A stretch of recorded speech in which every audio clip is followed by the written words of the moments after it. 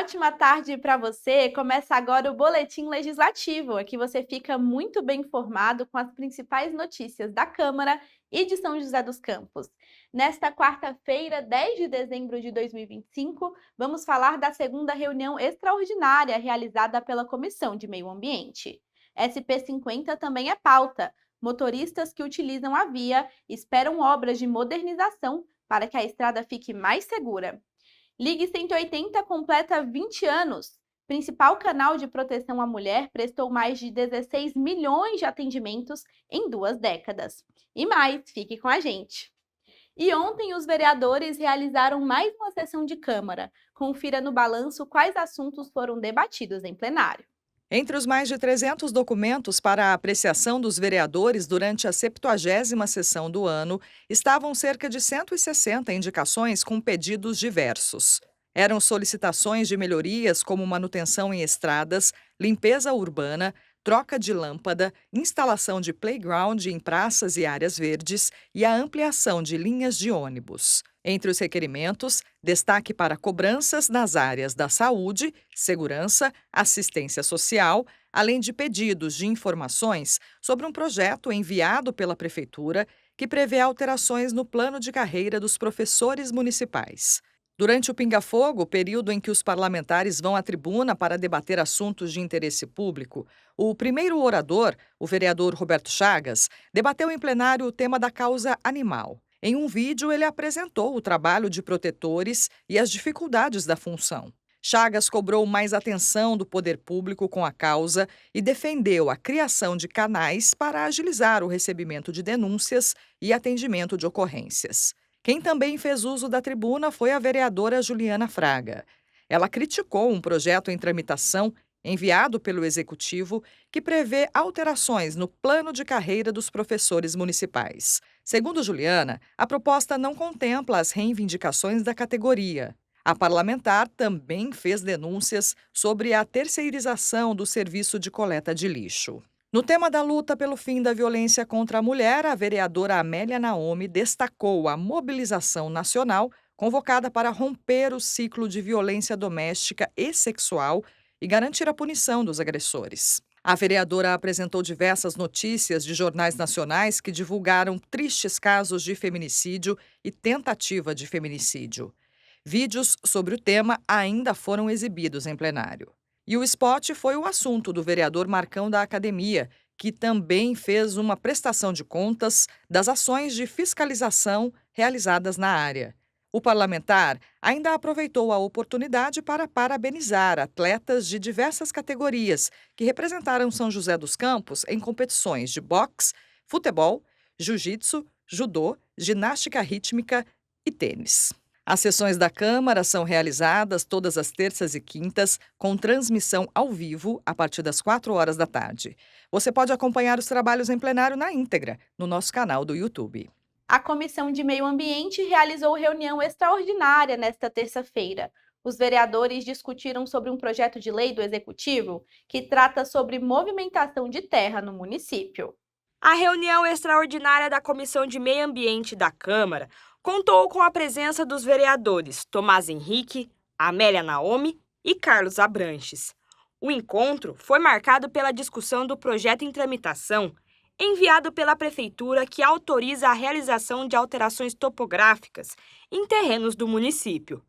Os parlamentares apontaram dúvidas e questionamentos sobre a proposta e aprovaram o envio de um ofício à Prefeitura cobrando esclarecimentos. Vários aspectos não foram respondidos nesse projeto e a Comissão de Meio Ambiente elaborou uma série de itens, foram 11 itens, cada um deles com vários questionamentos, para serem entregues ao Executivo para que ele respondesse esclarecendo melhor, como por exemplo, deslocamento de terra, será que isso aí não vai servir para que loteamentos clandestinos se formem? Será que não vai ser um loteamento, uma exploração fictícia para que não haja cobrança? E aí a pessoa saia lucrando, a metragem de 100 metros cúbicos a 250 metros cúbicos, até que ponto isso aí pode ser feito? Não vai ser feita uma multiplicidade de retiradas de terra, fazendo uma exploração inadequada? Será que isso aí corresponde também, uma vez explorado perto do rio, a cavas de areia que são proibidas em São José dos Campos? Está vendo quantas questões são levantadas? Além das perguntas encaminhadas ao Executivo, 6 emendas também foram apresentadas para aprimorar o projeto. Como se não bastasse esse projeto de lei, recebendo todos esses questionamentos, outras 6 emendas foram propostas para aperfeiçoar esse projeto. Tudo isso vai passar aqui pelo plenário, nós estamos analisando tudo direitinho para que esse projeto possa atender aos objetivos que a gente espera para garantir a segurança, para o conforto e qualidade de vida do morador de São José dos Campos.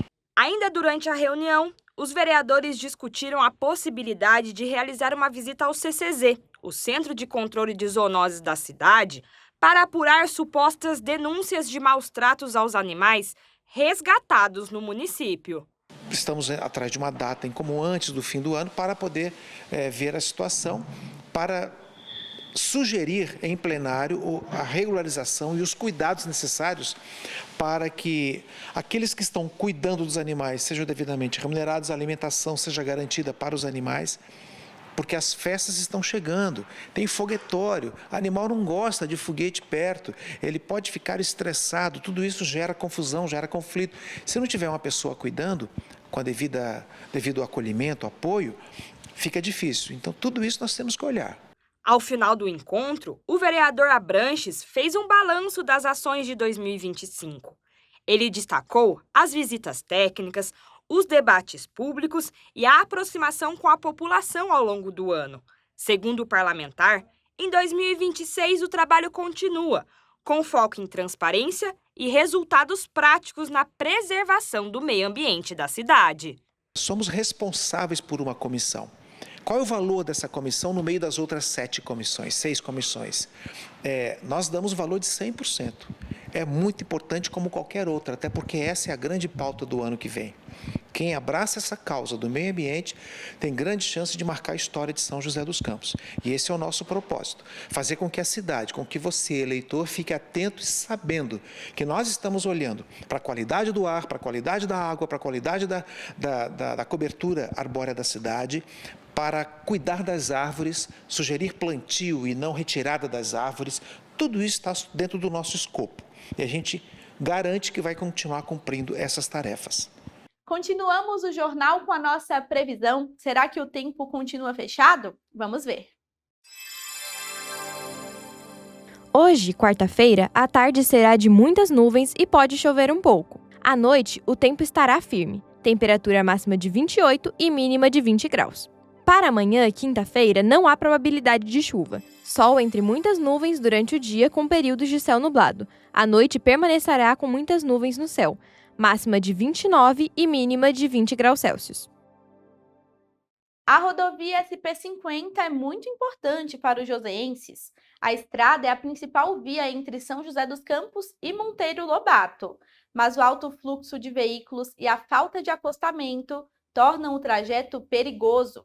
Quem passa pelo local espera por obras de modernização. Uma estrada estreita, cheia de curvas e sem acostamento. Mesmo com toda a sinalização, é preciso dobrar a atenção para passar pela rodovia SP-50. É uma pista bem perigosa. Você tem uma estrada muito estreita demais. Vocês passarem, olharem um ônibus passando, ela ocupa metade da pista, ocupa a pista inteira, na verdade. Então, ele está vindo um caminhão, você vai perceber, ele ocupa a pista inteira. E as curvas são muito fechadas, então você não tem espaço para andar com o carro. A SP-50 é a principal estrada que conecta São José dos Campos a Monteiro Lobato. É caminho para quem vai para o distrito São Francisco Xavier e alternativa para Campos do Jordão e cidades do sul de Minas. Quem precisa passar por aqui todos os dias reclama da falta de segurança na pista. O ciclista passa muito aqui, não tem uma ciclovia, eles não andam um atrás do outro, eles andam do lado, né, e dificultando quem vem. Aí a gente tem que atravessar para o outro lado, né, e como a rodovia aqui ela é cheia de curva, ela não dá visão para a gente ver quem está vindo. Neste mês, o projeto de modernização da rodovia SP-50 voltou às discussões na Câmara Municipal. O projeto está sendo elaborado pelo Departamento de Estradas de Rodagem, DER de São Paulo, que administra as rodovias estaduais. Segundo o DER, o projeto de modernização da SP-50 envolve cerca de 30 quilômetros da rodovia, entre os quilômetros 98,5 e o quilômetro 126. O projeto representa um investimento de 10 milhões de reais. Para as obras, estão previstas restauração do pavimento, melhorias na sinalização, implantação de acostamentos, construção de baias de emergência e intervenções estruturais para aumentar a segurança. As tratativas para a conclusão do projeto estão em andamento. Todos os pontos críticos da rodovia foram apresentados pelo vereador Sena para o DER. Ele conta que os diálogos com o governo de São Paulo já foram iniciados. Nós tivemos agora recentemente no DR, o governador Tarcísio já sinalizou, esse projeto já está finalizando. Nos próximos dias, o governo do estado recebe esse projeto, então acredito que vai impactar todas as cidades da região que utilizam aquele trecho do sul de Minas, já entrando dentro do estado de São Paulo, aqui pelo Vale do Paraíba, né? Então acho que todo mundo ganha, as regiões ganham, a população ganha e o trânsito seguro ele é fundamental. Para este especialista em trânsito, a modernização da rodovia SP-50 também deve priorizar as entradas dos bairros ao longo da estrada. Adequar a necessidade de acessos aos bairros que fazem limítrofe à rodovia SP-50. Então, os bairros que têm acesso à rodovia SP-50, melhorar esses acessos. Como? Através de sinalização, alargamento da via, manutenção das faixas de pedestre, sinalização e também a questão dos radares para controle de velocidade. Antes da finalização do projeto, está prevista uma consulta pública com a população, que foi uma sugestão dos vereadores de São José, acatada pelo DER. Os moradores da região e os motoristas que usam a rodovia poderão opinar sobre os detalhes do projeto. A gente vai ter essa boa notícia de marcar uma audiência pública, uma consulta pública, para que o DR venha apresentar o projeto antes de finalizar e mostrar o projeto para a população. Olha, esse projeto é assim, o que a população ainda quer opinar, né? Então acho que vai ser um momento realmente ainda de afinar, de ajustar, para a gente poder ter um plano e um projeto que de fato garanta a segurança e atenda a população. E o cuidado nas estradas é essencial, principalmente no fim do ano, quando o movimento aumenta e o número de ocorrências também.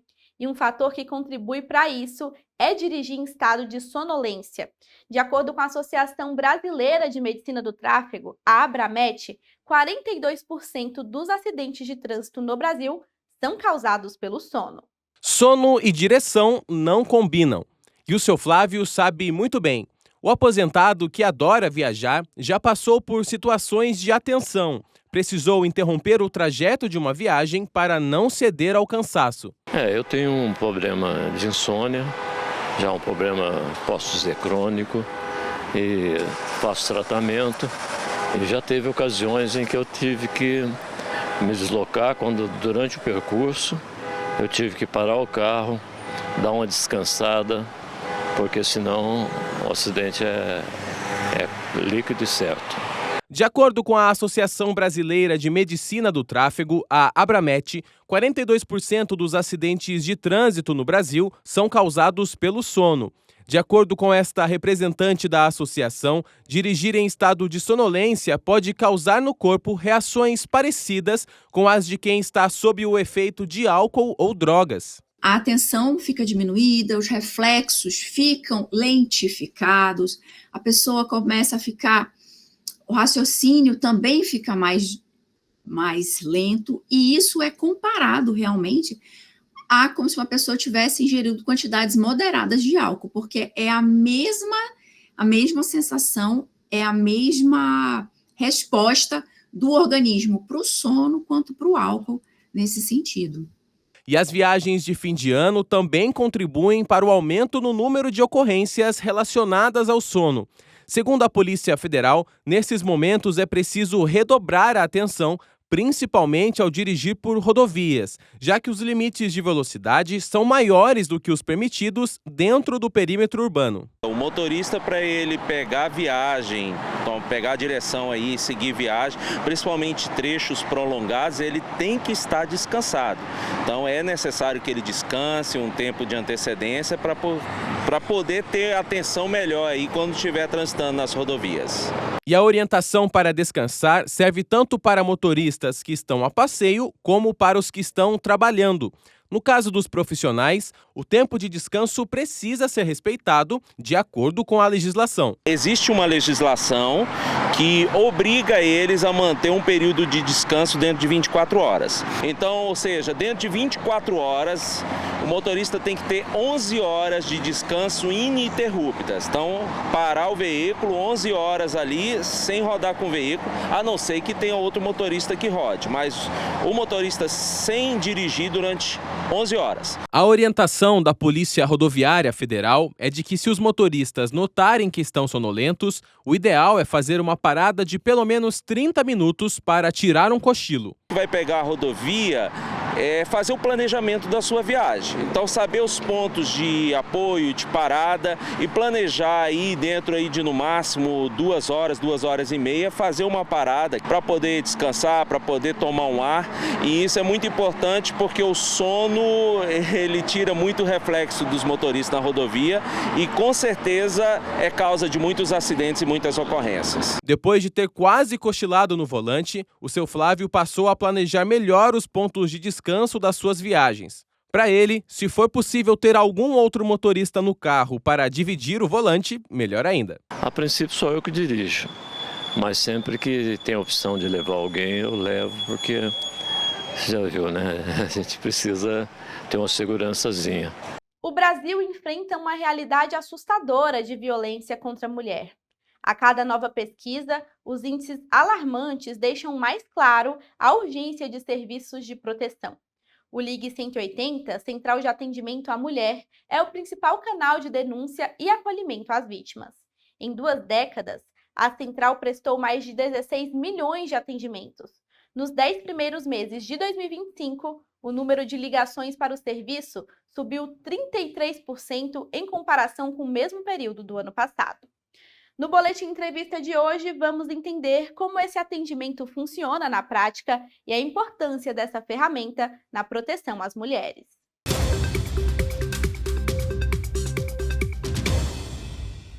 Um levantamento da Pesquisa Nacional de Violência contra a Mulher, divulgada esse ano, mostrou um dado alarmante: mais de 3 milhões de mulheres no Brasil sofreram violência doméstica ou familiar no último ano. Diante disso, o Ligue 180, que completou 20 anos, segue sendo um dos principais canais de acolhimento e denúncia. Para entender como esse atendimento funciona e o impacto do serviço na proteção das mulheres, a gente conversa com a Luciana Borsoi, advogada e vice-presidente da Comissão das Mulheres Advogadas da OAB de São José dos Campos. Luciana, seja muito bem-vinda. Muito obrigada, Ana. Luciana, para a gente começar, para quem está em casa entender como que o Ligue 180 funciona na prática e de que forma ele acolhe as mulheres que ligam para ele.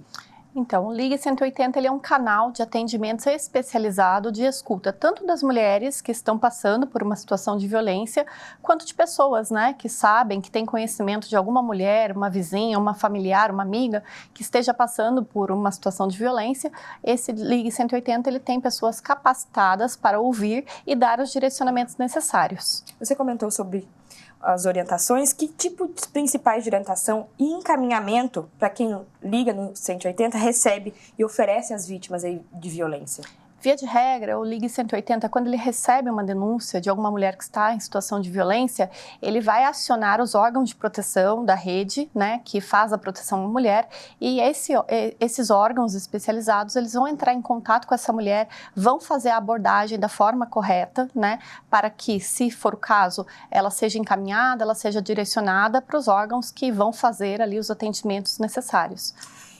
E o Ligue 180 está completando 20 anos aí. De que maneira ele ajuda a romper o ciclo da violência e retirar essa mulher do isolamento? É um marco muito importante, né? E é um canal que veio realmente para somar nessa luta de enfrentamento à violência, porque muitas vezes as pessoas sabem, né, de alguma mulher que está passando por uma situação de violência, mas tem receio de denunciar, seja por medo do agressor, seja por aquela cultura ainda de não querer se intrometer numa briga de casal, né? E o Ligue 180, ele é um canal de denúncias anônima. Então, a pessoa que faz esse contato, ela não precisa se identificar. Ela precisa minimamente apresentar dados da mulher que está em situação de violência, endereço, enfim, algum dado que seja possível de se chegar nessa mulher, mas a pessoa propriamente não precisa se identificar. Então, isso trouxe para as pessoas mais coragem, mais encorajamento para apresentar essas denúncias, para ajudar essas mulheres que, via de regra, estão numa situação de vulnerabilidade, algumas não conseguem romper, né, sozinhas esse ciclo. Então, de fato, é um canal muito importante. E o atendimento, vale lembrar, né, 24 horas em 4 idiomas, realizado aí por mulheres. O que diferencia esse serviço de outros canais de denúncia? Sim, ele é um canal que ele atende em 4 idiomas, como você muito bem frisou, né? Inglês, português, espanhol e libras. E ele não é um canal que atende exclusivamente por telefone. Ele atende também por WhatsApp e por e-mail. E ele está 24 horas por dia, 7 dias da semana disponível, né? E ele é importante, sim, porque ele facilita esse acesso. As pessoas, às vezes, ficam com receio, como disse, né? De buscar uma ajuda numa delegacia, seja por medo de se expor, às vezes até por não ter condições de se deslocar até o local. E aí o canal 180 ele é muito importante porque ele está na palma da mão, né? Um WhatsApp, um e-mail e uma ligação. A gente tem dados alarmantes aí da violência contra a mulher. O Ligue 180 é um canal muito importante. E além dele, que outras formas e canais as mulheres podem buscar para pedir ajuda e sair do ciclo da violência? Quando a mulher ela se sente já encorajada a romper esse ciclo de violência, ela tem outros meios também eficazes de buscar essa ajuda, né? Como nós mencionamos, a rede, existe uma rede de proteção às mulheres em todos os municípios, pelo menos na grande maioria deles, em que os órgãos municipais, eles estão interligados. Então, todos os pontos de atendimento público, via de regra, estão capacitados para atender essas mulheres e dar os direcionamentos. Muitas não sabem, por exemplo, que uma UBS pode receber uma denúncia de violência contra a mulher. A UBS é um órgão que faz parte integrante da rede municipal de proteção, os CREAS, os CRAS, o próprio Ministério Público, a Defensoria Pública e a OAB também é capaz de dar esse direcionamento. Luciana, muito obrigada pela sua presença e a gente fica aqui com mais um Boletim Entrevista. Até mais!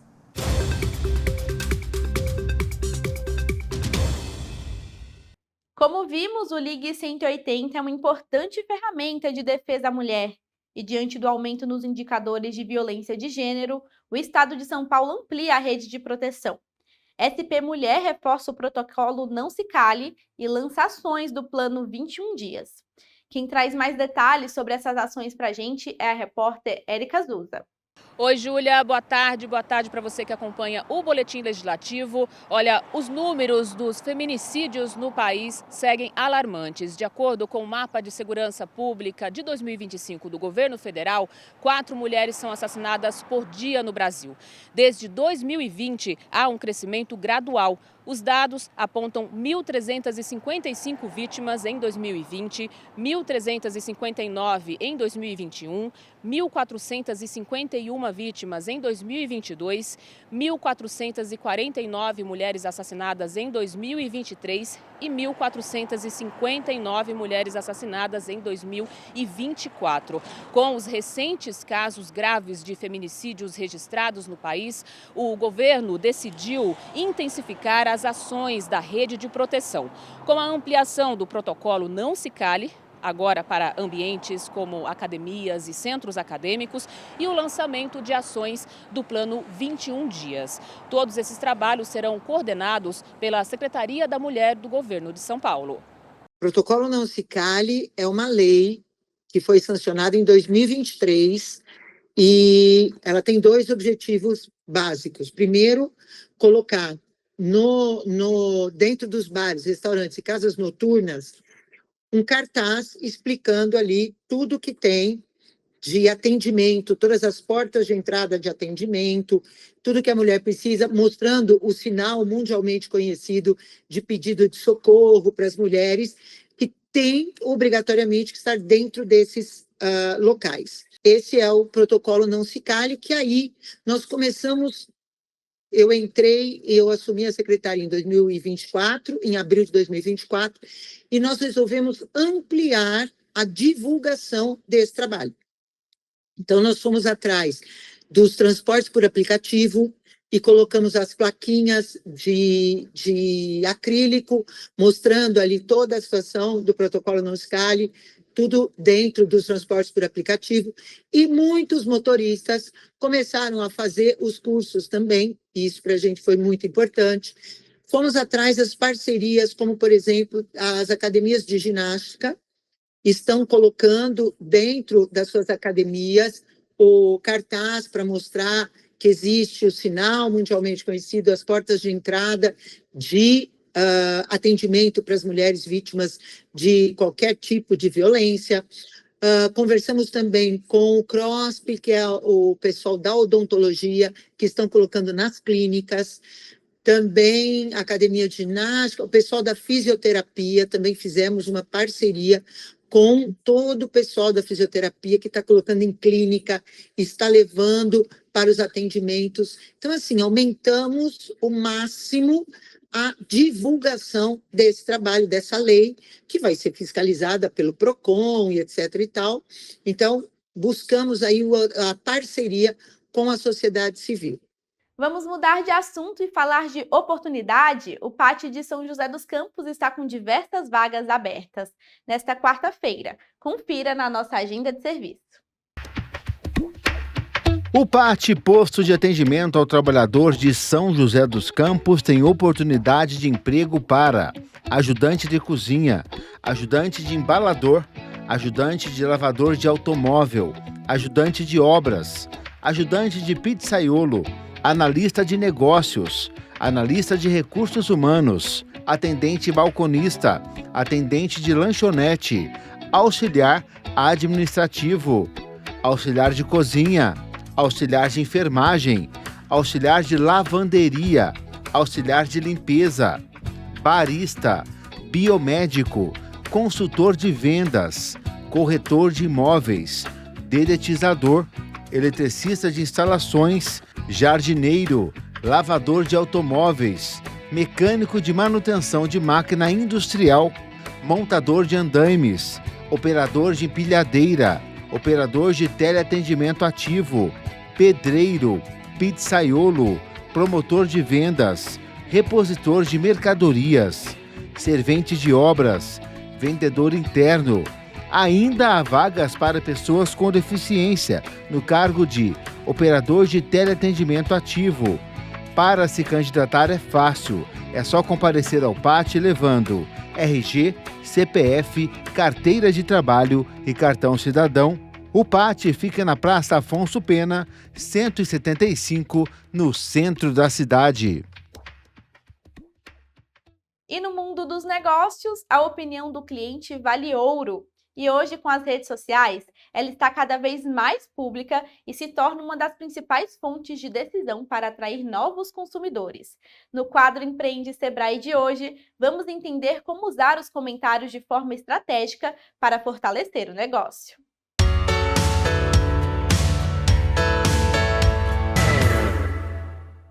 Olá, meu nome é Paulo Sereda, gerente regional do Sebrae para a região de São José dos Campos. Hoje nós vamos falar sobre como é que as avaliações digitais ou vindas por canais digitais podem ajudar no meu processo de melhoria do meu negócio. Primeira coisa que eu preciso ter consciência é que o meio digital é somente mais um canal de comunicação que eu estou abrindo com o mercado. Pode ser canais de reclamação online, pode ser a ouvidoria, pode ser os comentários, o mapeamento do que acontece em rede social, seja lá a forma que você for utilizar. Mas tenha a ideia que nem todas as sugestões críticas são viáveis de serem aplicadas. E receber críticas, ter pessoas que de repente eu não gosto, faz parte do processo. O que eu preciso ter é sabedoria para analisar o que aconteceu e corrigir no processo que eu tenho na minha empresa. Lembrando que vale a regra antiga dos anos 90. Errar com o seu cliente pode até acontecer dentro do dia a dia, mas falhar no processo de corrigir o erro, aí você complica a sua vida.